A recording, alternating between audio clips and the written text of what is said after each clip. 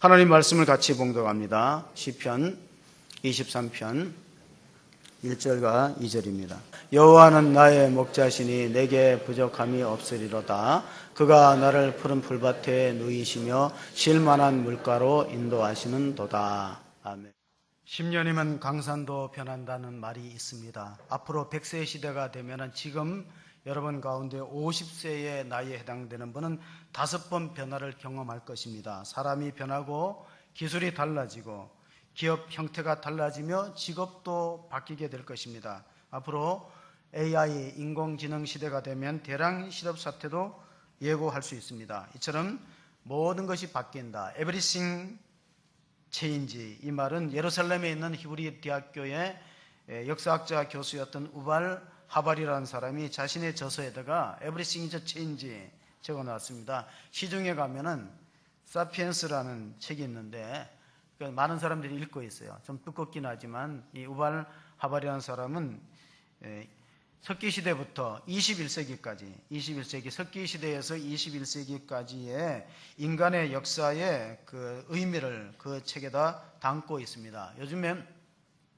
세상이 하도 급변하다 보니까 전에 안 쓰던 말이 등장하는데 그 중에 하나가 클라우드 서비스라는 용어입니다. 클라우드라는 건 구름이고 서비스라는 것은 봉사를 뜻하고 있습니다. 클라우드 서비스라는 것은 컴퓨터 서비스의 새로운 형태인데 각종 데이터나 또 여러 가지 자료들을 저장해 뒀다가 필요할 때 꺼내 쓰는 겁니다. 개인 PC, 퍼스널 컴퓨터의 용량이 한계가 있기 때문에 우리가 따로 회사나 기업에서 인프라를 구축할 필요가 없이 마치 구름이 떠 있으면 그 속에 많은 물을 저장하고 포함되었듯이 이 컴퓨터에서 클라우드 서비스가 가지고 있는 대용량의 자료들을 필요할 때 자유롭게 꺼내 쓰는 형태를 말하고 있습니다. 우리가 은행에다 돈을 맡겼다가 필요할 때 찾아 쓰는 것과 같이 이러한 아이디어는 애플사의 스티브 잡스가 내었고 그가 최장암으로 세상을 떠난 뒤에 우리나라 사람으로 일본에서 가장 돈이 많은 사람이 손정의라는 소프트뱅크 회사의 사장입니다. 이 사람하고 우리 KT가 합자해서 이미 아마 실현 단계에 있습니다. 이렇게 될 때 우리나라의 기술과 일본의 전력 사정이 나쁜 것을 다 커버하면서 많은 그런 데이터들을 사람들에게 필요한 적절하게 쓰게 되는 것을 볼 수 있습니다. 자, 클라우드, 구름이라는 것은 성경에 어떻게 표현됐냐면은 이스라엘 백성들이 광야에서 행진할 때 구름이 떠 있으면은 움직이고 구름이 또 머물러 있으면은 장막에 머물러 있었기 때문에 이 구름이라는 것은 하나님의 임재다, 하나님의 풍성한 은혜를 상징하는 그러한 모습으로 표현되어 있습니다. 출애굽기 마지막 장을 읽습니다. 출애굽기는 40장에 끝나고 마지막 절이 38절입니다. 같이 읽습니다. 낮에는 여호와의 구름이 성막 위에 있고 밤에는 불이 그 구름 가운데에 있음을 이스라엘 온 족속이 그 모든 행진하는 길에서 그들의 눈으로 봤더라. 하나님은 눈에 보이지 않지만 구름이 성막을 덮고 있으면 하나님은 우리 가운데 있다, 하나님의 임재와 영광의 상징으로 이스라엘 백성들은 이해했습니다. 구름은 또 많은 비를 포함하고 있어요.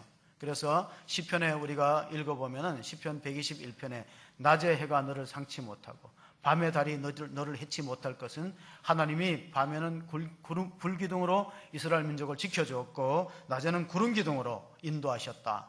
다윗이 시편 23편에 고백하기를 하나님은 우리를 인도하시는 전능자이시다 하는 말씀을 시편 23편 1절 2절에 기록하고 있습니다. 오늘 본문의 말씀을 다시 한번 읽어보겠습니다. 여호와는 나의 목자시니 내게 부족함이 없으리로다. 그가 나를 푸른 풀밭에 누이시며 쉴 만한 물가로 인도하시는도다. 하나님은 우리를 인도하시는 전능자시다 하는 것이 다윗의 고백입니다. 우리가 그냥 살아가는 인생이 있습니다. 아무런 목표도 없이 환경에 따라서 그냥 이럭저럭 살아가는 그런 생존을 위한 서바이벌 단계의 인생이 있는가 하면은 자기 목적을 정해서 목표를 정해서 성공지향적으로 석세스 레벨의 인생이 있습니다. 그러나 그렇게 하다가 보니까 소유는 얻고 어느 정도 지위는 얻었지만 관계가 많이 깨어졌고 건강도 잃어버린 상태에서 성공의 의미를 다시 돌아보게 됩니다. 내가 무엇 때문에 이렇게 성공을 목표로 살았던가, 성공하면서도 허무해지는 경우가 있기 때문에 전도서에 솔로몬이 고백했습니다. 헛되고 모든 것이 무엇이 자기한테 유익한 거 마치 바람을 잡으려는 것 같아. 왜? 하나님 없는 인생의 성공에 의미가 없다는 것을 토로하고 있습니다. 그래서 마지막 가장 중요한 인생의 단계는 의미를 추구하는 삶이다. 하나님께서 나를 어떤 인생을 살아가기를 원하는가? 다윗은 자기 인생의 목표를 하나님으로 두었어요. 시편 23편의 가장 중요한 첫 단어가 뭐냐면 여호와입니다. 여호와, 내가 아니에요. 시편 23편이 시편 중에서 가장 널리 알려졌습니다. 다윗의 시라 이렇게 표제가 있고 그 첫 문장은 내가 아닙니다. 나는 여호와를 나의 인생의 목적으로 삼겠다. 그런 내가 주어가 아니고 무엇이 주어야? 여호와 하나님이 주어야. 하나님이 내 인생을 주관하고 이끌어 가시기 때문에 내 삶에는 부족함이 없다 하는 그런 다윗의 신앙 고백이 이 시편 23편에 들어 있습니다. 우리가 잘 아는 것처럼 다윗은 왕이 되기 전에 목동의 경험이 있기 때문에 이것은 그가 책상에 앉아서 상상력으로 만들어진 시가 아니라 삶의 체험에서 우러나오는 그런 경험에 의한 고백이다. 그래서 찰스 스펄전은 이 시편을 가리켜서 시편의 진주라고 불렀고, 또 맥클라렌은 이 시편 23편을 읽고 눈물을 닦아보지 않는 자를 어찌 성도라고 부를 수 있겠느냐, 유명한 말을 하기도 했습니다. 독일의 괴테, 시성이었던 괴테는 눈물 젖은 빵을 먹지 않는 자는 인생을 논하지 말라. 스페인은 이런 속담이 있습니다. 10대의 자녀를 키워보지 않은 사람은 인생을 논하지 말라. 인생에서 가장 위기의 순간이 두 가지 있는데, 하나는 사춘기 때와 사축이 때다. 사춘기는 10대의 자녀를 둔 그 방황하는 자녀를 둔 부모의 고뇌를 이야기한다면, 사축기는 중년의 남성들이 방황하고 있다. 그래서 인생에 두 가지 위기가 있는데 그것은 사춘기와 사축이란 말이 있습니다. 오늘 본문의 표현은 하나님은 목자와 같은 분이고 사람의 인생은 양과 같아. 양이 가지고 있는 특징이 있는데, 양이 첫 번째 갖고 있는 특징이 눈이 어두운 것입니다. 약시입니다. 굉장히 눈이 어두운 데다가 방향 감각이 전혀 없는 동물입니다. 개는 집을 잃어버려도 기가 막히게 찾아옵니다. 개는 소도 자기 집을 찾는데, 양은 길을 잃어버리면 자기 집을 찾지 못하는 방향 감각이 전혀 없는 동물이다. 그리고 눈이 아직 극도로 약시고 근시다. 대신 귀는 발달해서 목자의 음성은 구분하지만 한치 앞을 내다보지 못하기 때문에 앞에 있는 양이 웅덩이에 빠지면 뒤따라가서 빠지는 게 양의 특징입니다.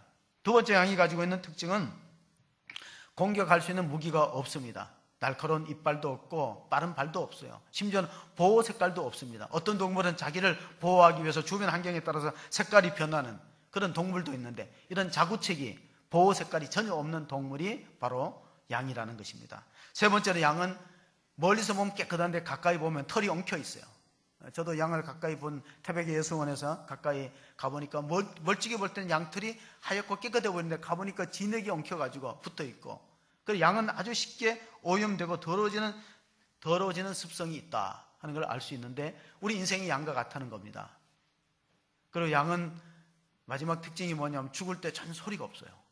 몽골에 단기 선교를 가서 양을 잡는 현장에 있었는데 칼이 목에 들어와도 비명을 지르지 않습니다. 피를 흘리고 조용하게 죽어가요. 마치 용각산처럼. 이 소리도 저 소리도 없어요. 용각산은 소리가 없어. 양은 죽을 때 소리를 내지 않아요. 이사야서는 예수님은 양의 목자로 메시아로 오셨는데 우리 인생을 길 잃은 양으로 표현했어요. 성경에는 길 잃은 양이 많이 나오잖아요. 잃어버린 양, 길 잃은 양. 왜 그러냐 하면 양이 방향 감각이 없기 때문에 그런 길가에 버려진 양들이 많이 나오게 되는 것입니다. 이사야서 53장 6절을 같이 한번 읽어보겠습니다. 우리는 다 양 같아서 그릇 행하여 각기 제 길로 갔거늘 여호와께서는 우리 모두의 죄악을 그에게 담당시키셨도다. 우리 인생은 양과 같고 그래서 방황하게 되어 있습니다. 제가 교회를 개척하면서 이런 전도지를 만들어 봤어요. 지금도 주보에 그런 내용이 간혹 들어가는데, 인생의 방황은 하나님 만나면 끝이 나고 신앙의 방황은 좋은 교회를 만나면 끝이 난다. 인간은 방황하는 존재다. 그래서 우리 다 자기 길로 갔거니와 여호와께서 우리 무리의 죄악을 그에게 예수님에게 담당시켜서 그가 십자가에 고난 당하심으로 채찍에 맞음으로 우리가 나음을 얻고 그가 죽으심으로 우리가 생명을 얻었다 하는 말씀을 우리가 성경 가운데서 찾아볼 수 있습니다. 오늘 본문에 보면은 푸른 풀밭과 실만한 물가로 인도하신다 하는 말씀이 있어요. 푸른 풀밭에 누이시며. 근데 양이 언제 눕나면은 양을 길러본 필립 켈러라는 분이 동부 아프리카에서 양을 8년 동안 목장을 하다가 신학교를 가서 목사가 된 분이 필립 켈러라는 분입니다. 목자가 바라본 시편 23편이라는 책을 썼어요. 거기 보면은 양은 잘 눕지 않는다. 첫째, 배고프면 안 눕습니다. 저도 배가 고프면 잠이 잘 안 와요. 양에 속한 것 같아. 그러니까 양은 절대 배가 고프고 풀을 충분히 먹지 않으면 잠을 자지 않아요. 두 번째, 양은 두려움이 많기 때문에 주변에 안전하지 않으면 잠을 못 잡니다. 양이 얼마나 겁이 많냐면요, 개 한 마리가 들어오면 양떼 200마리, 300마리가 다 흩어져 버려요. 개 한 마리 때문에. 실제로 이런 경우도 있었대요. 들개가 하나 들어왔을 때 들개가 이리저리 양떼 사이에 휘짓고 다니는데 양이 도망 다니다가 다치고 죽고 200마리 넘게 죽은 경우도 있어요. 양이 그만큼 겁이 많고 두려움이 많습니다.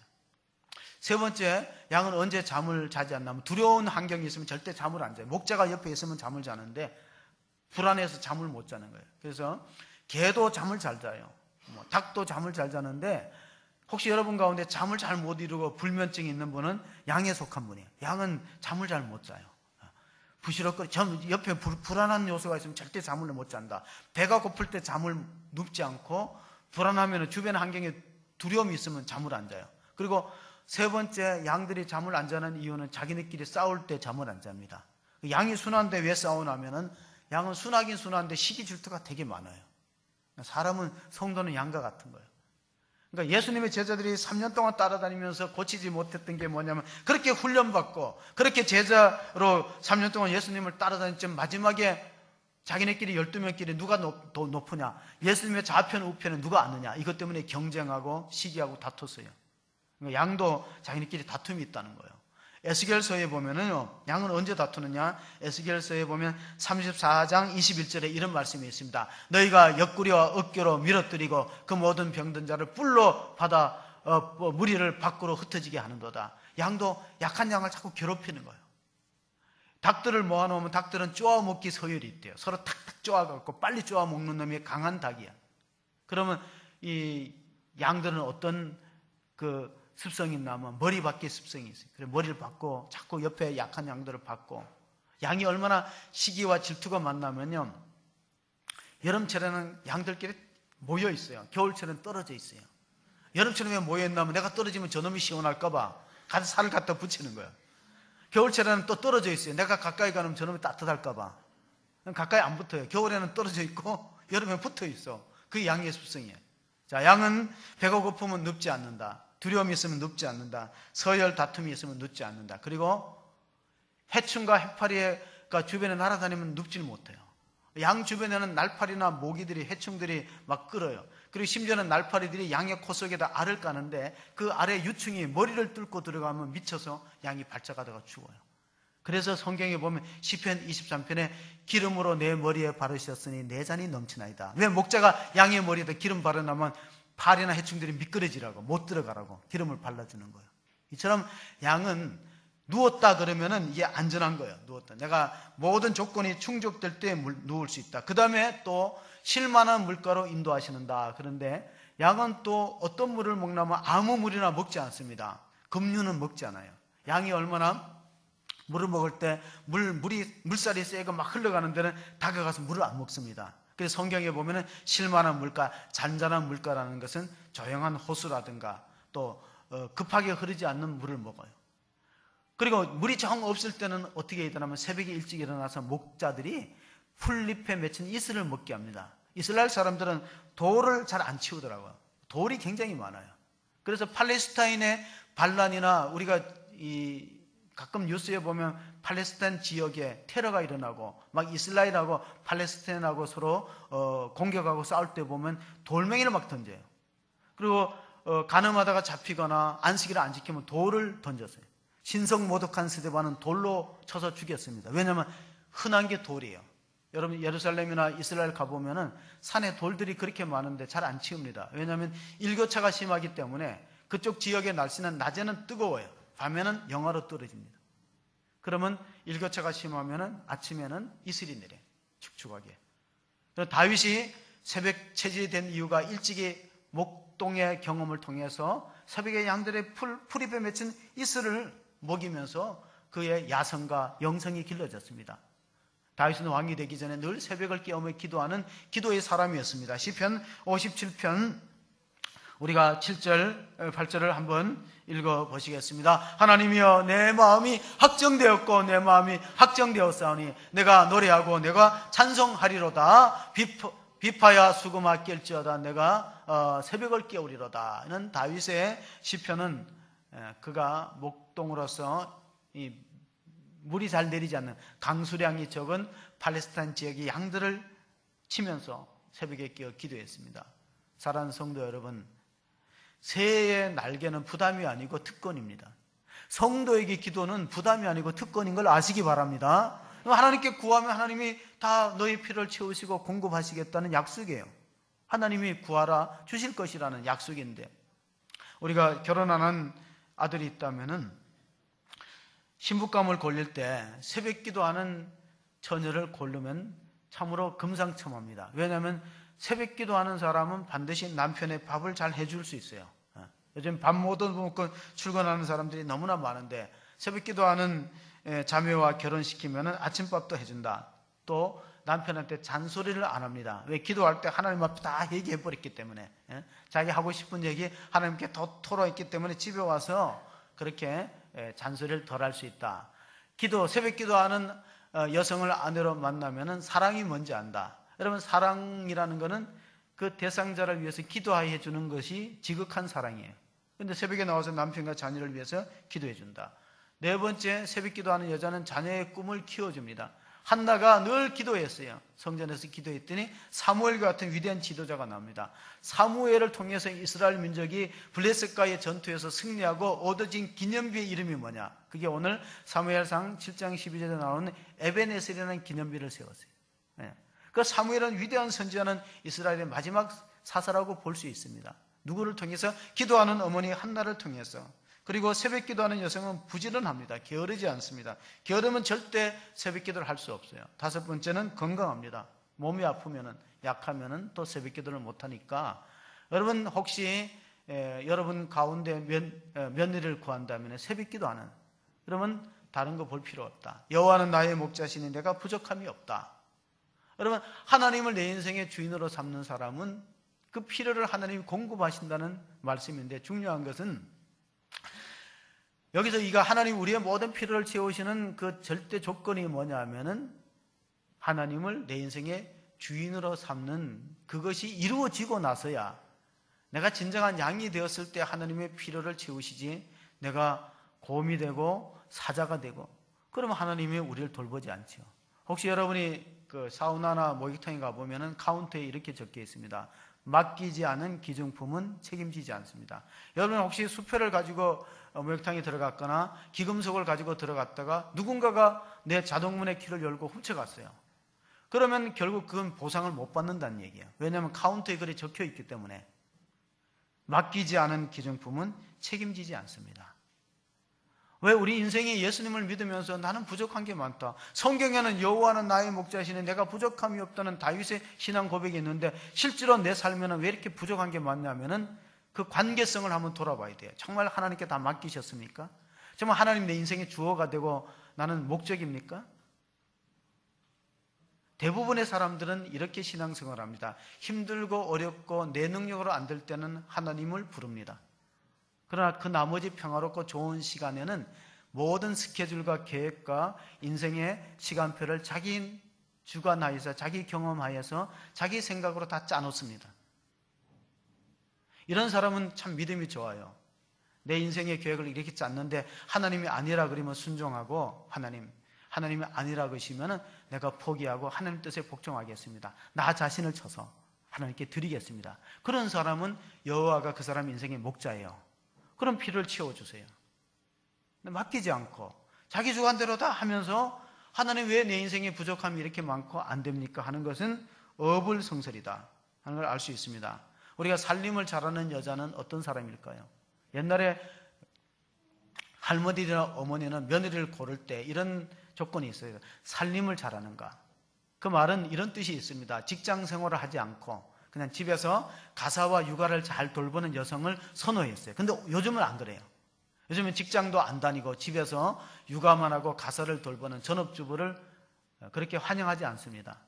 그러니까 살림살이라는 것은 이렇게 보시면 됩니다. 생명을 살리는 일을 할 수 있는 여성인가. 요한복음 10장 10절에 보면 예수님이 오신 것은 살림을 잘 살기 위해서 오셨어요. 같이 봅니다. 도둑이 오는 것은 도둑질하고 죽이고 멸망시키려는 것뿐이요 내가 온 것은 양으로 생명을 얻게 하고 더 풍성히 얻게 하려는 것이라. 여기서 도둑은 거짓 선지자와 거짓 목자와 사탄을 뜻하고 있어요. 그들의 목적은 어디 있느냐? 양의 생명을 늑탈하고 자기의 야망을 채우는 일로 양을 사용하는 사람들이고, 인자 예수님이 오신 것은, 내가 온 것은 양으로 생명을 얻고 더 풍성히 얻게 하려 하십니다. 그래서 자신의 목숨을 하나님 앞에 대속물로 드렸던 예수님의 그 고난과 희생을 우리가 믿고 의지하고 그가 죽으심으로 우리가 생명을 얻었습니다. 스페인어는 이런 말이 있어요. 인생은 산파가 장의사에게 보내는 소포다. 무슨 뜻입니까? 산파가 장의사에게 보내는 소포가 인생이라는 거예요. 그 산파가 아이의 생명을 받았어요. 그래 나중에는 장의사한테 돌려주잖아요. 그래서 인생이라는 것은 산파가 장의사에게 보내는 소포와 같아. 그리고 그 장의사의 수위에는 주머니를 달지 않습니다. 인생은 공술의 공수고 빈손으로 왔다가 빈손으로 가는 것이 인생인데, 지도자들을 보면 두 가지 형이 있어요. 산파형과 장의사형이 있어요. 우리가 역사를 돌이켜보면 히틀러라든가 스탈린이나 이런 사람들은 장의사예요. 어떻게든 사람을 죽이고 전쟁을 일으켜서 많은 사람의 목숨을 희생시키는, 그래서 자기의 어떤 야심을 채우는 지도자형을 우리는 장의사형이라고 그래요. 그럼 산파는 어떤 사람이에요? 히브리 산파들을 보면요, 바로의 명을 어기고 모세를 살려냈어요. 만약에 그 바로의 명을 어기고 남자아이를 살려두면은, 그러면은 산파들은 큰 곤욕을 치르게 되어 있고, 그리고 모세 시대에 남자아이들이 태어나면 나일강에 갖다 버리라 그랬어요. 그런데 갈대 상자에 모세를 담아가지고 100일이 지나서 목소리가 울타리를 넘어가니까 요게벳과 그 아므람이라는, 모세의 부모님은 아므람과 요게벳인데 목숨을 걸고 이 모세를 갈대 상자에 담아서 나일강에 띄웠더니 바로 공주의 눈에 띄었어요. 그래서 극적으로 살아납니다. 만약에 들키면 어떻게 될까요? 삼족을 멸하죠. 옛날에 우리나라에도 그런 일이 있었어요. 역적의 가문은 삼족을 멸한다. 우리 지금 이 시대는 정말로 백성들의 자유가 많은 거예요. 옛날 시대를 보면 얼마나 어려웠습니까? 계급에 따라서, 신분에 따라서 사람의 대접을 못 받았어요. 예수님께서 오셨던 2000년 전 그렇습니다. 마태복음 9장 36절에 보면 예수님께서 그 당시의 사람들을 보시고 이렇게 말씀하셨습니다. 같이 봅니다. 무리를 보시고 불쌍히 여기시나니 이는 그들이 목자 없는 양과 같이 고생하며 기진함이라. 살아가는 게 너무나 힘들다는 거예요. 목자를 잃은 양과 같이 정말 사는 것이 힘에 들고 허덕인다. 우리나라가 조선시대에 일본의 침략을 받았는데 일본 사람들이 역사를 연구하면서 이런 말을 했어요. 한번 의미심장한 말입니다. 조선시대가 조선 후기 때 정약용이라는 다산 정약용의 목민심서를 따라서 정치를 했더라면 절대로 조선은 일본의 식민지가 안 되었을 것이다. 오히려 반대였을 것이다. 역사는 이미 돌이킬 수 없지만 잘 생각해 보세요. 다산 정약용의 목민심서를 따라서 나라를 다스렸더라면 조선은 절대 일본의 식민지가 되지 않았을 것이다. 우리는 유교에 젖어서 조선의 실학자였던 정약용을 무시했어요. 그가 목민심서를 쓴 것은 성경의 영향이 크다. 저는 개인적으로 그렇게 봅니다. 왜냐하면 다산의 집안이 다 천주교를 받아들였거든요. 그의 셋째형은 순교당했고, 그 형수는 순교당했고, 자기 매형 이승우는 우리나라 최초의 세례자입니다. 우리는 천주교 세례가 가장 빨랐거든요. 이승훈 최초의 영세자입니다. 자기 명이었어요. 자신은 예수를 믿는다는 이유로 또 그 당시에 그가 너무나 뛰어난 천재였고 실학자였기 때문에 모함과 시기를 받아서 강진에 유배되어서 18년 동안 있습니다. 그가 1818년에 펴낸 목민심서란 책은 성경에 목자의 마음을 가지고 백성을 관리하고 다스리라는 내용이에요. 근데 그 당시에 탄간오리들이 얼마나 많았습니까? 신유박해 때 자기 둘째 형은 저기 흑산도에 유배 가고 자기는 강진으로 유배 갔어요. 자기 셋째 형은 다 순교당하고 그런 집안이 다산의 집안이었습니다. 정말 참다운 목자를 얻었더라면 우리나라는 좀 더 빨리 개화되었고 일본의 식민지에 쓰라린 고통이 없었을 것이다. 그 목자의 마음으로 백성을 다스리다. 에스겔서에 보면 이런 말씀이 있습니다. 에스겔 33장 34장 3절 4절입니다. 같이 봅니다. 너희가 살찐 양을 잡아 그 기름을 먹으며 그 털을 입되 양떼는 먹이지 아니하는도다.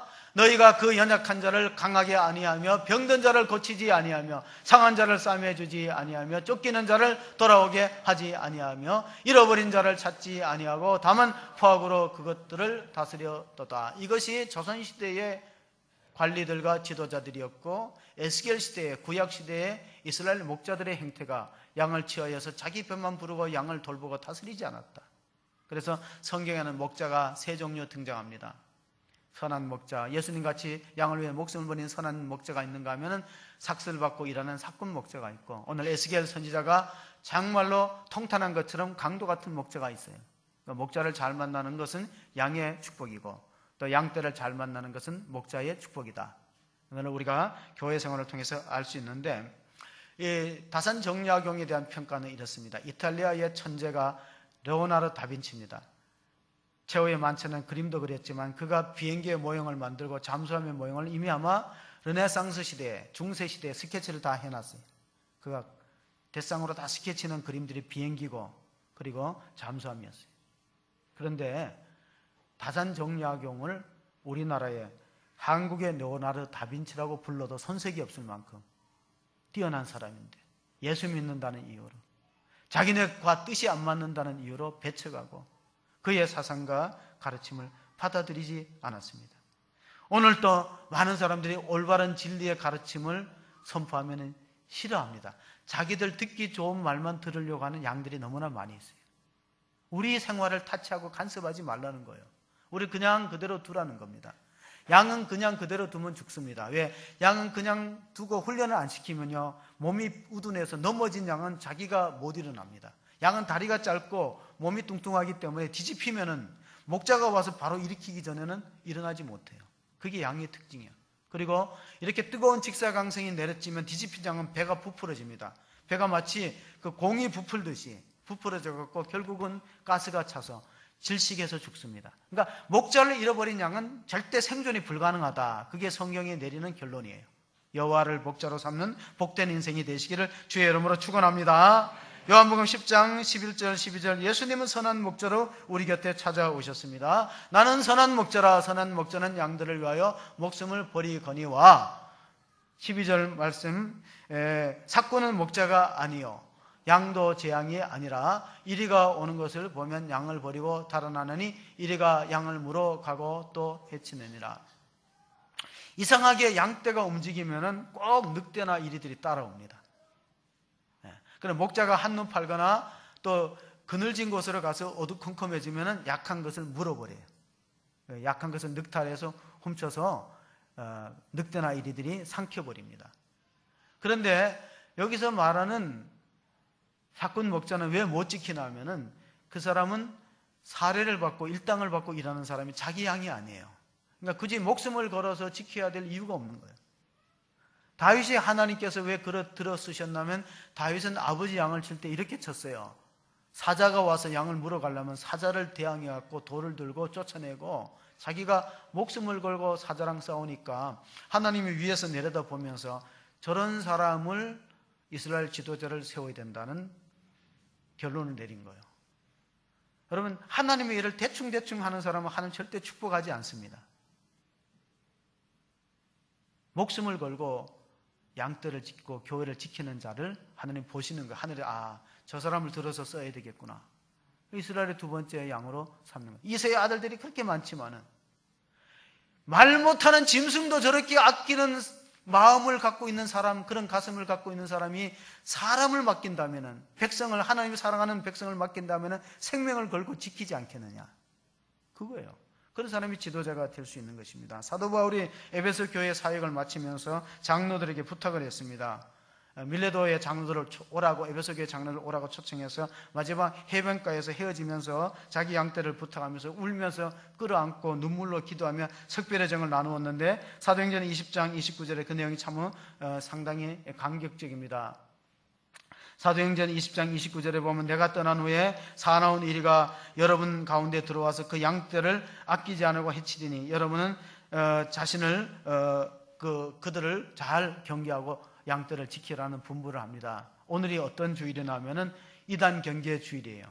교단 총회에서 8월 첫 주일은 이단 경계 주일로 지키라. 왜냐하면 지금 많은 이단들이 교회를 이리 때처럼 들어와서 흔들어버리고 흩어버리고 많은 양들을 물어가는 그런 안타까운 현실이 나타나고 있습니다.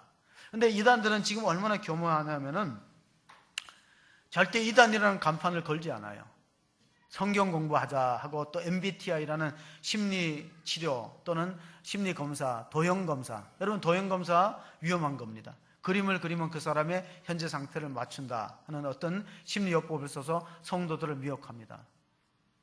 그들이 접근하는 대상은 믿음이 약한 사람이 아니고 믿음이 좋고 영적인 갈망이 큰 사람들을 접근해서 기존 교회에 대한 설교에 대한 부정적인 이야기, 성경의 공부에 대해서 잘못된 그런 판단을 내리면서 자기네한테 오면 선교사와 교수가 잘 가르친다, 그렇게 미혹해서 이끌어갑니다. 그리고 또 하나 단서를 붙입니다. 절대 교회나 담임 목사한테 얘기하면 안 된다. 이단들의 특징이에요. 최근에 발표된 사례가 있었는데, 어떤 사례냐면 목사님의 자녀가 신천지에 빠졌어요. 그 목사님이 너무너무 가슴 아파갖고 신천지에 빠진 자녀는 절대 목사의 말도 부모의 말도 안 듣습니다. 비유풀이 자기네 교리가 최고라고 생각하기 때문에 기성교회에 대해서 부정적인 입장을 취하고 끌려오지 않습니다. 그래서 사전 예방이 중요하다는 거예요. 모든 것은 부족한 목자라도 목자와 의논하고 알리지 않으면 이단들이 예수님 당시에도 있었고 지금은 더 극성스럽게 우리 다음 세대를 노리고 있어요. 옛날에는 캠퍼스에 CCC 내비게이터 이런 전문적인 선교단체가 들어가서 많은 학생들을 제자 훈련했는데, 지금은 그런 데는 잘 안 가요. 이상한 단체들이, 하나님의 교회 안상호, 그리고 신천지, 또 구원파, 이런 이단들이 캠퍼스에 휩쓸고 있어요. 그러니까 얼마나 우리가 경계하고 끼어 있어야 되는가. 사나운 이리떼들이 교회를 어지럽히고 있기 때문에 우리는 경각심을 가져야 되는데, 초대교회 이단은 크게 두 가지가 있어요. 하나는 영지주의 이단, 요한 1서에 나오는 영지주의 이단, 또 하나는 정성론이라는 이단이 있습니다. 이단의 특징은 이겁니다. 예수님은 두 본성을 지니셨어요. 완전한 사람이며 완전한 하나님이셔요. 하나님이 인간의 육체를 입으셨다. 성육신이 가장 중요한 기독교 교리 중에 하나예요. 하나님이 인간의 몸을 입으셨다. 왜? 양떼의 사정을 알려면 목자가 양이 되면 가장 잘 알겠죠. 그러니까 하나님이 인간이 되어서 우리 처지 형편을 아시는 거예요. 자, 히브리서 2장 14절 15절에 보면은 예수님이 육체로 오셨다는 걸 분명히 기록하고 있습니다. 자녀들은 혈과 육에 속하였음에 그도 또한 같은 모양으로 혈과 육을 함께 지니심은 죽음을 통하여 죽음의 세력을 잡은 자 곧 마귀를 멸하시며 또 죽기를 무서워함으로 한평생 매어 종노릇하는 모든 자들을 놓아주려 하심이니, 호랑이를 잡으려면 호랑이 굴에 들어가듯이 사망을 잡으려면 예수님이 사망을 맛보신다 하는 말씀입니다. 이 뜻은. 그래서 예수님은 육체를 입고, 우리와 똑같은 육체를 입고 우리가 죽는 것처럼 똑같이 죽어서 사망을 피하시고 마귀를 멸하시고 승리하셨기 때문에 우리에게 구원과 영생을 줄 수 있는 분이시다. 그분이 우리의 목자가 되시는 것입니다. 성육신 정신은 굉장히 중요합니다. 가끔 이렇게 무더운 날이나 겨울에 추우면은 제가 이제 기도할 때 우리 권사님이 선풍기나 히터를 틀어라 그러는데, 저는 이제 그걸 잘 안 틀어요. 선풍기나 히터는. 그러면 내만 시원하고 내만 따뜻하면 성도들이 지금 예배드리면서 어떻게 더운지 추운지를 잘 구분하지 못하기 때문에 저는 이 선풍기나 히터를 개인적으로는 잘 안 틀려고 하는. 예수님도 마찬가지예요. 예수님 인간이 되어서 우리와 같은 고통을 맛보시고 정말로 사람이 겪어야 될 모든 배신의 고통, 아픔, 죽음 다 경험하시면서 우리를 도울 수 있는 목자가 되시는 것입니다. 이단은 크게 두 가지입니다. 예수님의 신성을 부인하는, 그래서 종속론이라는 이단은 뭐냐? 여호와의 증인들이 종속론이에요. 예수님은 하나님보다 조금 못하고 인간보다 뛰어나다. 그 이단이죠. 신성을 약화하기 때문에. 영지주의 이단은 뭐예요? 예수님은 하나님이신데 뭐 우리가 똑같은 몸을 지녔을까? 아닐 것이다. 육체로 오심을 부인하면 이단이 되는 것이죠. 지금은 종교개혁 500주년을 기념하는 해입니다. 종교개혁의 가장 중요한 정신은 성경으로 돌아가자 하는 내용이에요. 말씀으로 돌아가자. 그래서 그 당시에는 미사를 드릴 때 라틴어로 설교를 강해를 했기 때문에 강론을 하니까 성도들이, 무지한 성도들이 알아듣지 못하고 성만 찬만 받아서 돌아갔어요. 성찬만 먹고 돌아간 거예요. 그러니까 마틴 루터가 그렇게 해서는 안 된다 싶어가지고 이 라틴어의 성경을 비텐베르크에서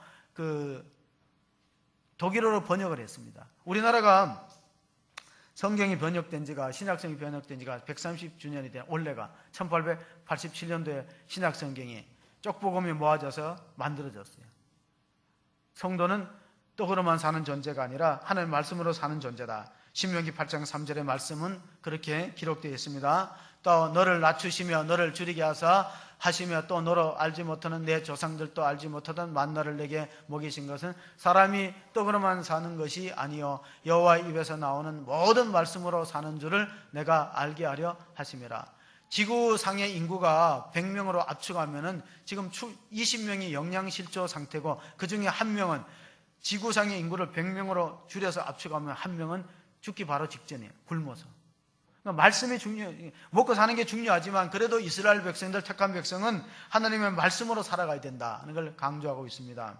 우리나라가 최초로 성경을 펴낸 것이 그 이름이 예수 선교 전서라고 되어 있는데 그걸 번역한 사람들이 선교사들뿐이 아니라 한국의 항해도 의주나 이런 데 사는 사람들이 도왔어요. 이응천하는 사람은 평안도 의주 사람인데 소가죽을 싣고 압록강을 건너서 만주에 가서 팔려다가 배가 뒤집혀갖고 정말 빈털터리가 되어서 로스라는 선교사를 만나갖고 도와서 누가복음, 요한복음 이런 걸 번역하는 걸 도왔습니다. 또 약장수였던 김창송이라는 사람은 빈털터리가 되어서, 그래서 그들이 가서 저 성경, 여러분 거기 자세한 글씨를 보면은요 이런 게 있어요. 1887년이라는 거 첫 번째, 그러니까 130년 전에 선교사들이 조선의 젊은이들을 도움을 받아서 홍삼 장사를 했던 그 서상윤이라는 사람은 장티부스에 걸려갖고 죽을 고비를 넘길 때 맥켄타이라는 선교사가 지극정성으로 치료를 해줘서 그때는 장질부사라고 불렀는데 이것 때문에 목숨을 많이 잃었어요. 그런데 살아났거든, 서상윤이라는 사람이. 그래서 권서인이 됩니다. 이 성경을 가지고 우리나라 돌아와서 복음을 전했어요. 그러니까 선교사가 들어오기 전에 성경이 먼저 들어온 유일한 나라. 2000년 기독교 역사에 선교사가 들어와서 성경을 번역하기 전에 이미 일본하고 이 만주에서 한국말로 성경이 번역되어서 선교사 먼저 성경이 들어온 유일한 나라는 대한민국밖에 없습니다. 우리나라는 그런 나라예요. 그래서 그 서상윤이라든가 또 김창송이나 이런 사람들은 처음에는 선교사의 도움을 받았지만 나중에는 자칭해서 세례를 받았어요. 말씀을 이 김창송이라는 사람은 손재주가 뛰어나고 꼼꼼하기 때문에 식자공을 했어요. 그때는 인쇄가 별로 안 좋았기 때문에 이 모든 글자를 하나하나 뽑아갖고 식자를 하다가 가슴에 이게 말씀이 들어온 거예요. 나는 세례 받고 싶다. 그래서 국법을 어기면서 세례 받고 교회를 만들었죠. 서상윤이라는 사람은 홍삼 장수하는데 홍삼 보따리 버리고 이 성경을 찍은 것을 가방에다가 보찜에다 넣고 다니면서 복음을 전해서 홍삼을 팔려다가 성경을 팔는 인생으로 바뀌었어요. 베드로전서 2장 25절에 사도 베드로는 이런 중요한 말을 우리들에게 남겼습니다. 우리가 목자 되시는 예수님을 만나기 전에는 어떤 사람이었는가? 전에는 너희가 양과 같이 길을 잃었더니 이제는 너희 영혼의 목자와 감독 되시는 이에게 돌아왔느니라. 그러니까 목자에게 돌아오면은 양의 문제는 다 해결됩니다. 양의 먹고 사는 문제, 안전은 다 지켜줍니다. 어린아이에게는 다른 거 필요했어요. 어린아이에게 뭐 우유가 필요하다, 다른 거 다 뭐가 필요하다 이렇게 얘기할 거 없이 어린아이에게 필요한 거는 엄마. 그래서 사람은 나이가 늙으면은 여성의 경우에는 5가지가 필요하대요. 돈이 있어야 되고, 딸이 있어야 되고, 건강이 있어야 되고, 친구가 있어야 되고, 찜질방이 있어야 된대. 5가지 여자들한테 필요한 거야. 우리 집사람도 찜질방을 좋아해요. 근데 남자는 뭐가 필요하나? 남자에게 필요한 것은 부인하고 아내하고 와이프하고 집사람하고 애들 엄마 5사람 필요해요. 웃으시는 분은 이해가 빠른데 뭔 말 하는지 잘 모르시는 분이 계시는 것 같아요. 양과 같은 인생은 목자를 만나면 해결된다는 것입니다. 이스라엘 민족이 블레셋이 그렇게 괴롭혔어요. 그래서 사무엘 선지자, 이스라엘의 마지막 선지자가 아벡에 진치고 에브라임 산지에서 블레셋과 전투하다가 결국 패배하고 말았어요. 그리고 나서는 이스라엘 민족을 미스바로 모았습니다. 여러분, 우리가 미스바에 모여서 회개합시다. 회개운동을 일으키고 우리가 금식하면서 기도합시다. 합심 기도했어요.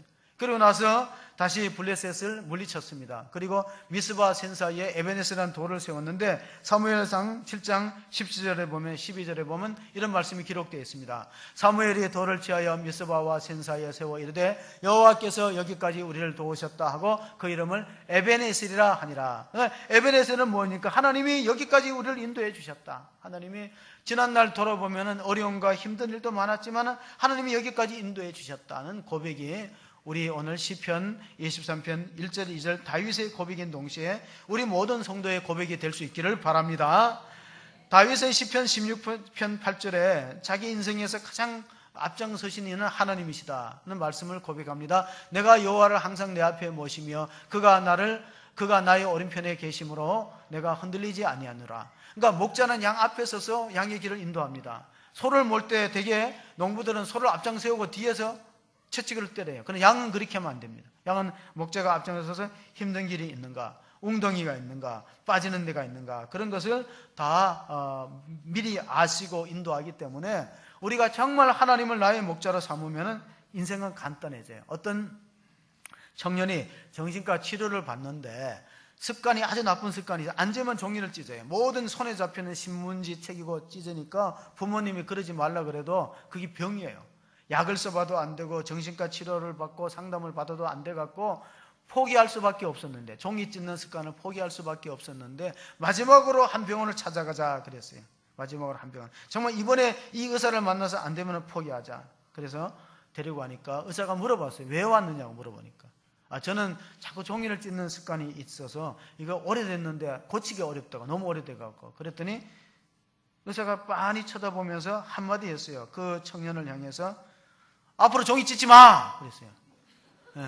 그다음부터 안 찢었어.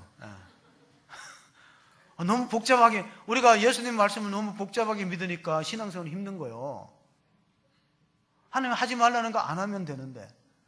자꾸 인간적으로 해석하고 따지고 이러기 때문에 힘든 거예요. 양의 실력은 뭐냐? 어떤 사람이 양의 실력이 좋나 하면 양은 목자한테 딱 붙어 있는 실력이 양의 실력이 좋은 거예요. 혼자 떨어져 있을수록 위험합니다.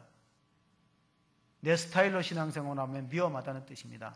강남 스타일, 세상 스타일로 신앙생활해도 위험합니다. 오직 예수 스타일로 나갈 수 있기를 바랍니다. 하나님 말씀을 우리 인생의 매뉴얼로 삼고, 여러분 우리가 가전제품 사도 매뉴얼 잘 안 읽어요. 신앙생활 하면서 성경을 잘 안 읽어요. 그러니까 성경의 가르침대로 살지 않는다는 것입니다. 빌리그레함 목사가 말했습니다. 우리가 일어나는 문제의 90%는 성경 말씀 읽고 지키지 않아서 그렇다. 교회에 가기만 해서 세상이 바뀌는 게 아니라 교회가 교회로 존재할 때에 세상이 바뀌는 것처럼 우리가 진짜 목자의 보호를 받기 위해서는 양의 자리를 서 있어야 돼요. 양의 자리. 내가 양이다 하는 걸 인식을 하셔야 되는데 우리는 우리 스스로가 목자가 돼서 다 결정해버려요.